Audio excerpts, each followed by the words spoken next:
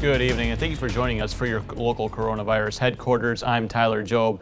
President Trump is marking Memorial Day with not one, but two different events. The White House is increasing the president's public schedule as he pushes for America to reopen. Natalie Brand has more details from the White House.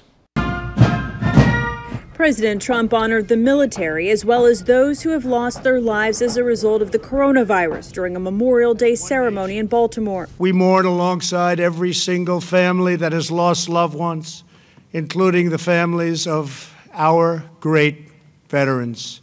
He also praised the service members who've been called to duty during the pandemic.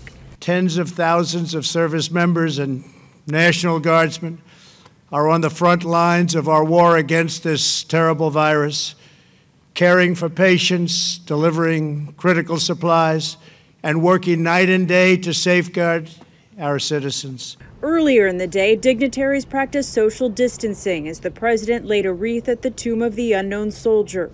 President Trump has stepped up his trips outside of the White House as he pushes governors to reopen the country, and he's now indicating he wants an in-person Republican National Convention this August. Monday morning, the president insisted North Carolina's Democratic governor give the RNC an answer about if his state will be open by then, or he threatened to find a new site. If needs be, moving the National Convention to a state that is farther along on reopening and can say with confidence that we can gather there. Democratic leaders have not yet said if they will still hold an in-person convention in Milwaukee this August.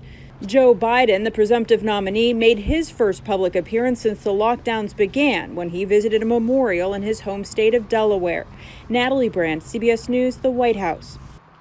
The Democratic convention had been scheduled for July, but DNC officials made the decision in April to delay it until August because of the pandemic. Well, more than 15,500 people have tested positive for the coronavirus. 514 have died, but a little more than 9,200 cases in the state have recovered.